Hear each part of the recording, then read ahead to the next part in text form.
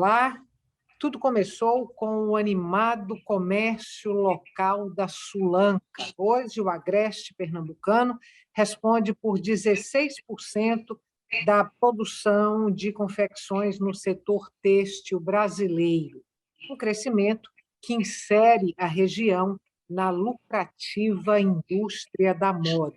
Mas vamos com calma, porque essa moeda tem dois lados. Um deles, a geração de empregos. O outro, a precarização do trabalho.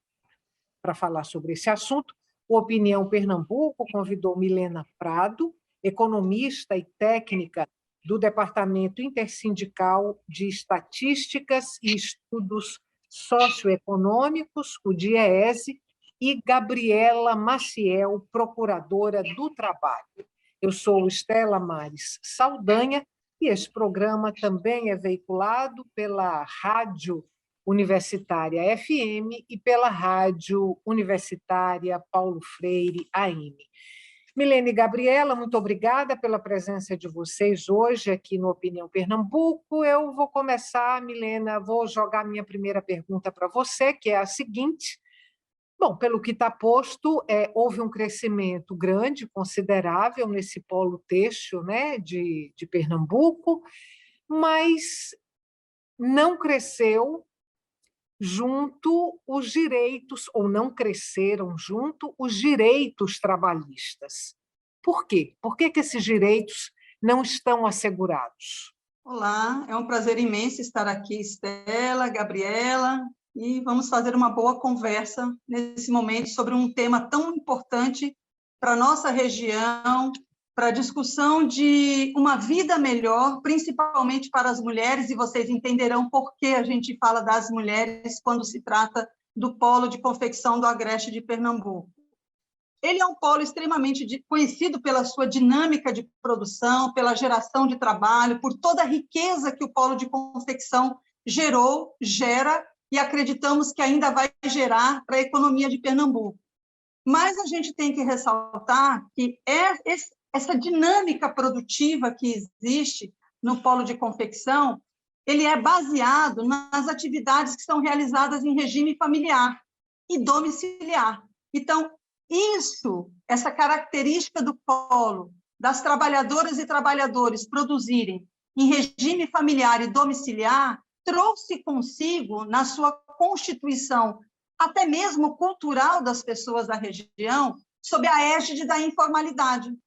Então, uma informalidade que se sobrepõe, né, às redes de relações, à forma como os profissionais constituem o seu trabalho, e que está presente em toda a parte da produção do polo, e que a gente sabe que a informalidade traz em si umas condições de trabalho mais precárias. E é isso que predomina no polo. Um alto índice de informalidade, de relações informais que são constituídas em trabalho domiciliar, né, ou em pequenas facções, ou em pequenos fabricos, onde os direitos, né, que são garantias, né, os direitos que a gente diria que são direitos fundamentais do trabalho, eles não são respeitados. E nessa sequência toda, todos os outros direitos também não são respeitados, entre eles, que é fundamental, que é a questão da contribuição previdenciária. Bom, Gabriela, Milena falou aí em regime familiar e domiciliar, e essa característica gerando aí uma certa precarização das condições de trabalho. Eu queria saber de você, até porque sei que você andou por aquela região, acompanhando aí algumas inspeções na questão das lavanderias, que a gente vai falar sobre elas depois, mas eu queria saber de você se, mesmo em situações pontuais, pelo que já se viu no polo têxtil em Pernambuco até aqui, se a gente pode considerar, de alguma forma, trabalho em condições análogas à escravidão, ou não. Olha, nas inspeções, tá, que nós fizemos, não foi verificada essa situação, tá, de trabalho em condição análoga de escravo. mas a gente verifica que existe realmente uma série de irregularidades trabalhistas, algumas bem graves, e o que nos preocupa é principalmente aquelas relacionadas ao meio ambiente de trabalho, porque elas estão, né, relacionadas à saúde e segurança do trabalhador. E que, a depender da projeção que a irregularidade tome, pode alcançar, inclusive, a vizinhança, né, a população. Então, assim, não encontramos situação de trabalho em condição análoga de escravo, mas encontramos diversas irregularidades e irregularidades graves. Milena, me disse o que está acontecendo ali no Polo Têxtil de Pernambuco. É o que está acontecendo, de um modo geral, no Brasil inteiro, e não só na indústria têxtil, que é a substituição do trabalho formal pelo trabalho informal, precarizado, mas com o carimbo de empreendedorismo. É isso que está acontecendo lá. As pessoas são levadas a crer que estão empreendendo, quando, na verdade, estão trabalhando em condições muito precárias? Estela, isso pode ocorrer hoje no polo, como acontece no Brasil inteiro, mas essa não é a base de produção do polo de confecção. Ele é um polo que ele já nasce sob a égide da informalidade. A informalidade é uma característica das relações de trabalho no polo. As facções, em sua maioria, elas se caracterizam por serem subcontratadas de fábricas e fabricos. Então, elas executam uma parte do trabalho, uma parte da produção, por isso que é facção, é uma produção faccionada. E essa atividade de costurar, que é tipicamente feminina, que é desenvolvida no âmbito da pequena, da microempresa, essa coisa toda, traz em si a base da unidade familiar, com participação expressiva de mão de obra feminina, e onde a maioria atua como aquela inserção ocupacional conhecida como trabalhadores de conta própria. O que é o conta própria, na verdade, na atividade produtiva do polo de confecção? Ele é aquele indivíduo ou aquela mulher que trabalha por uma contratação de uma produção, em média, tantas mil peças que eles têm que entregar, a um valor muito baixo, a um valor extremamente baixo, e essas contratações são feitas no trabalho domiciliar, naquela facção familiar, onde trabalha a mãe, o pai, a sogra, a prima, o parente, todo mundo. Então, já existe a característica das formas de relações de trabalho nessa região, que é a característica do conta própria, que é aquela pessoa que você contrata, não é carteira assinada, você paga ela por produção, em geral, valores muito baixos, o que a gente viu na pandemia, inclusive, foi gritante o que aconteceu. Então, esse trabalho formal no polo, ele já não existia em grande quantidade.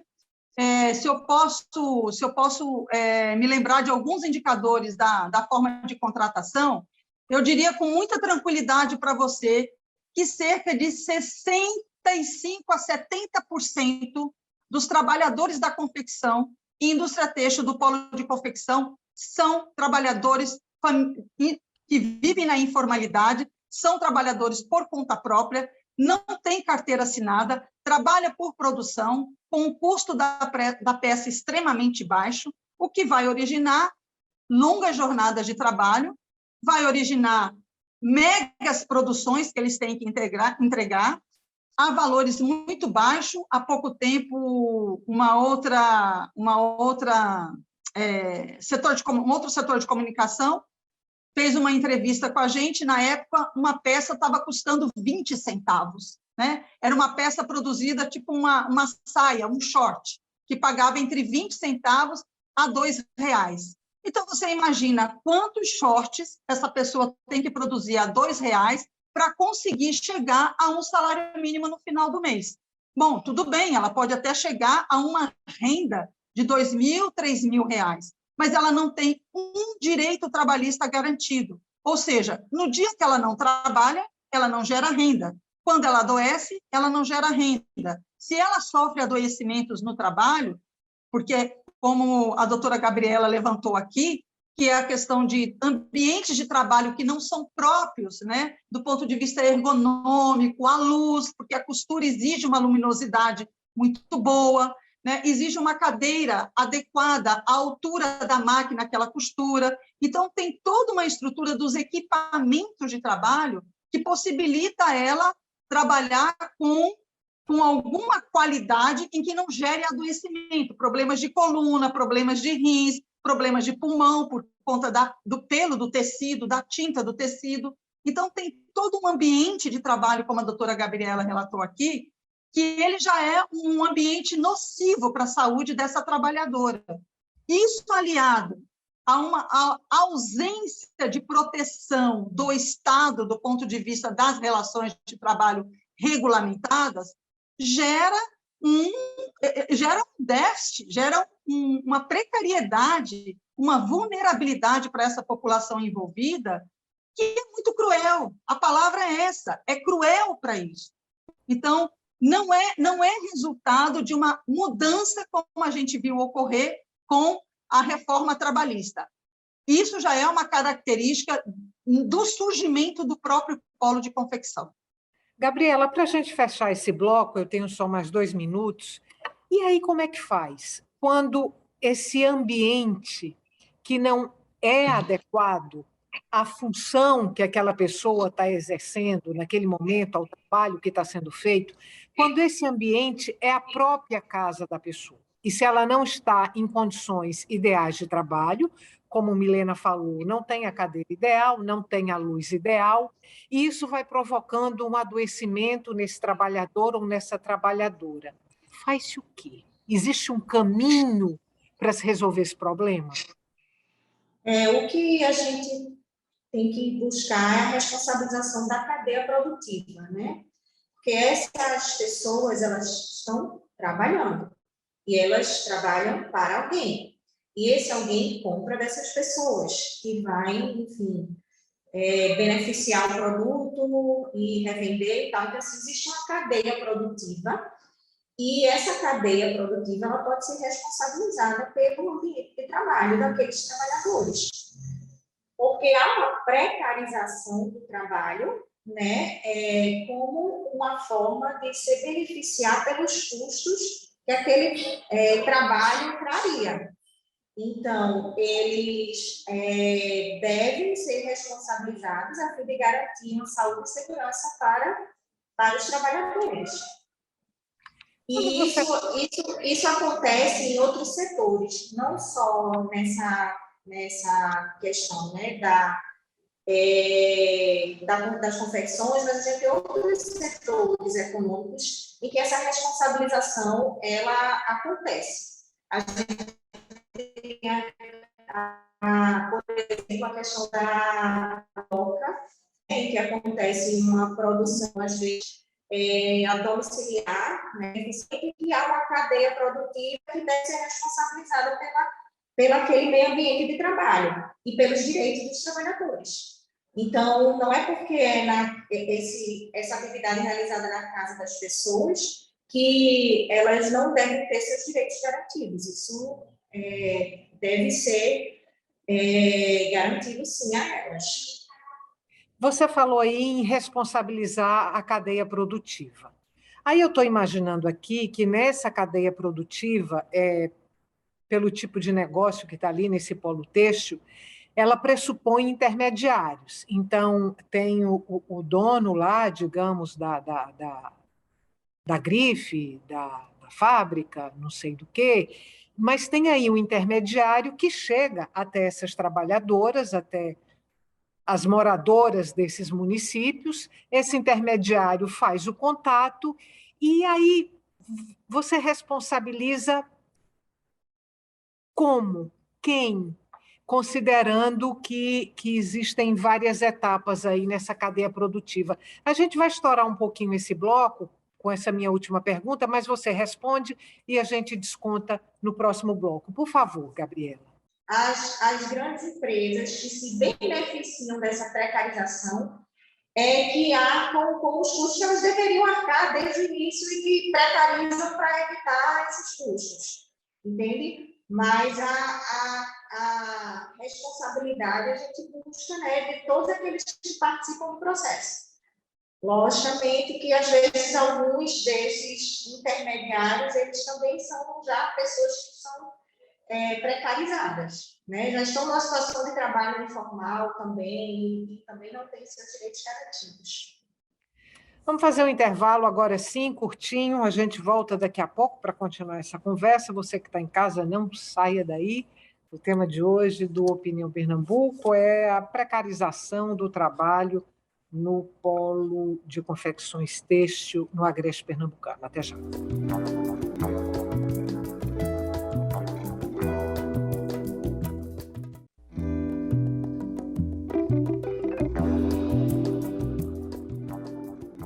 Estamos de volta para o segundo e último bloco do Opinião Pernambuco. O tema de hoje do nosso programa é a precarização do trabalho no polo de confecções do Agreste Pernambucano.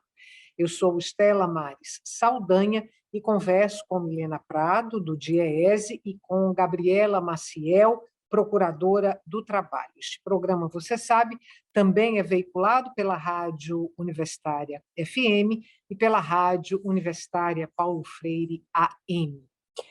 Milena, você falou que existe todo um modelo, toda uma dinâmica própria aí nesse polo têxtil, nessa produção aí do Agreste Pernambucano, e falou que é uma produção por facção, né? Então, são etapas de produção distintas e as pessoas são contratadas para produzirem, para trabalharem nessas etapas aí. Eu te pergunto se esse modelo de facções e se essa remuneração por peça produzida, se no frigir dos ovos isso não acaba favorecendo o empresário e minguando, desidratando a remuneração do trabalhador. Pelo que você tem acompanhado lá, é isso ou não o que acontece? Certamente isso acontece, Estela. Quero destacar alguns pontos em relação a isso, sem tentar extrapolar o tempo da gente. Pensando na região que nós estamos falando, nós temos uma região onde o percentual de população na extrema pobreza é significativo, tanto em Caruaru, quanto Toritama, quanto Santa Cruz, sem falar nos outros municípios que constituem o polo de confecção, que eu acredito que hoje está em torno de 55 a 60 municípios que estão envolvidos nessa cadeia produtiva que a doutora Gabriela falou, né? Uma cadeia. E é essa cadeia que a gente tem que tratar, porque a cadeia tem problema.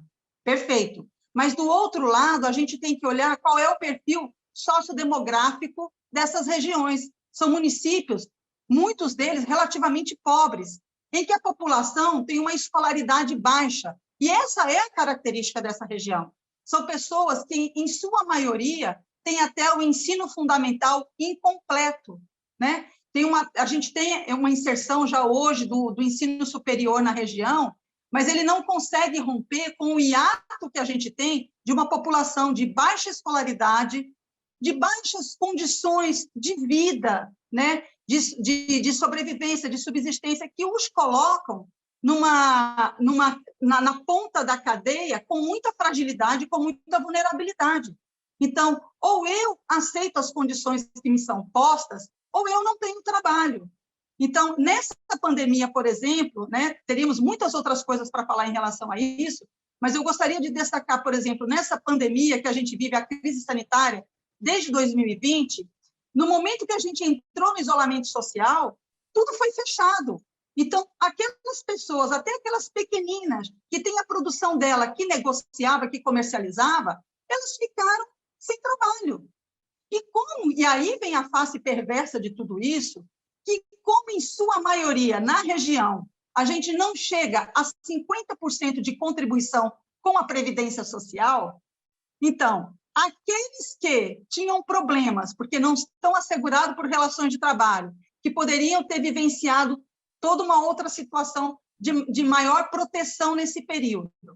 Juntando isso com um Estado que, nesse momento, olha para a população de costa para os trabalhadores e trabalhadoras, o que aconteceu?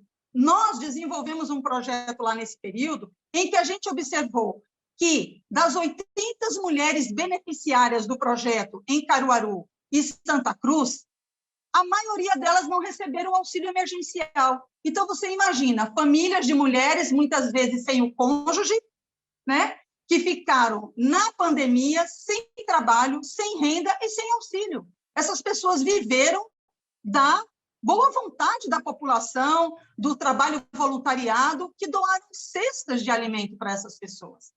Então, essa relação, essa condição precária de trabalho, em que ela não tem, por outro lado, uma assistência presente do Estado brasileiro, leva essas pessoas a uma situação de penúria num momento como esse.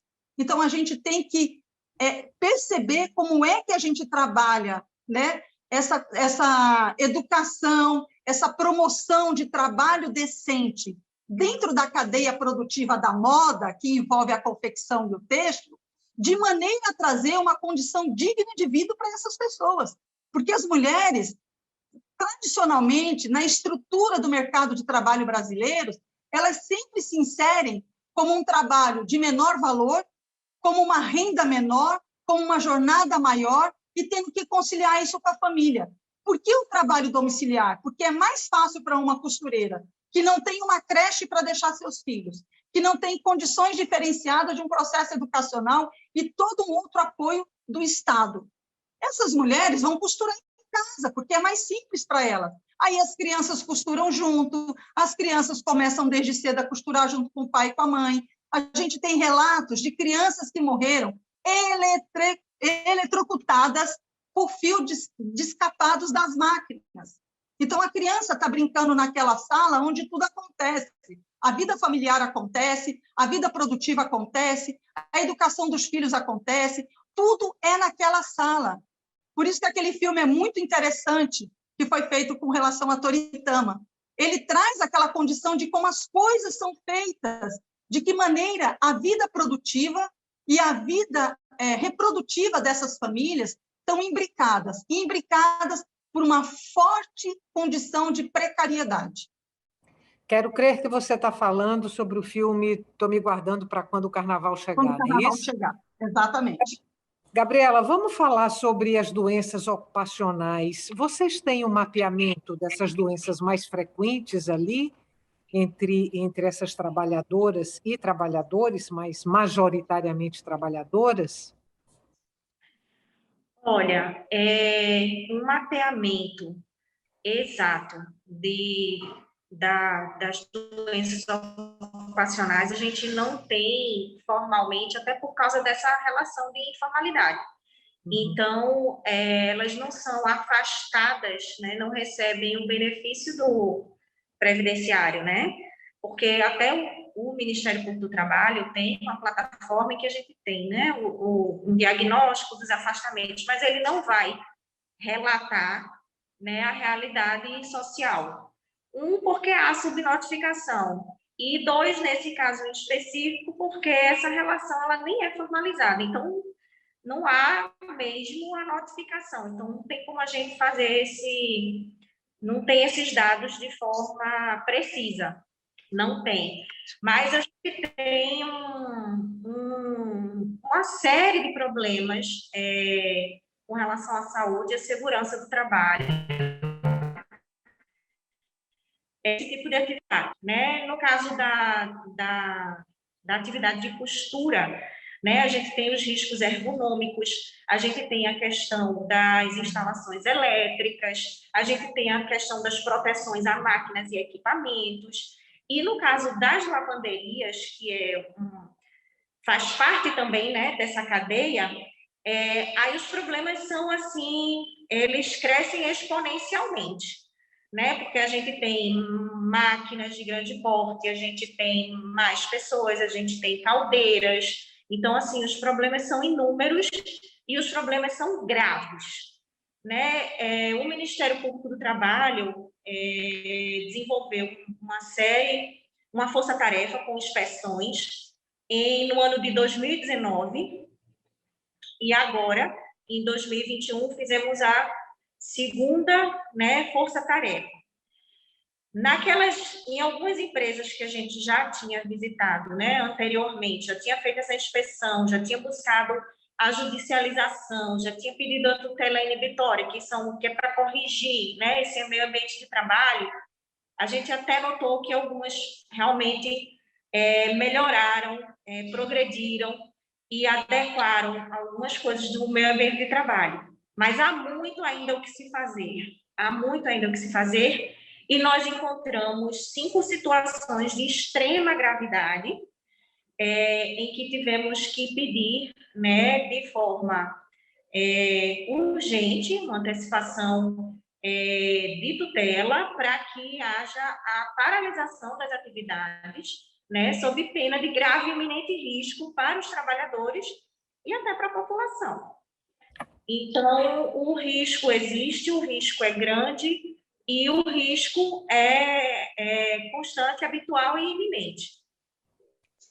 Gabriela e Milena, o tempo da gente acabou. Muito obrigada pela participação de vocês hoje, mais uma vez. Eu sei que a gente ficou devendo aí alguns pontos que deveriam ter entrado nessa conversa, mas aí fica para uma próxima oportunidade e que ela não tarde. Obrigada.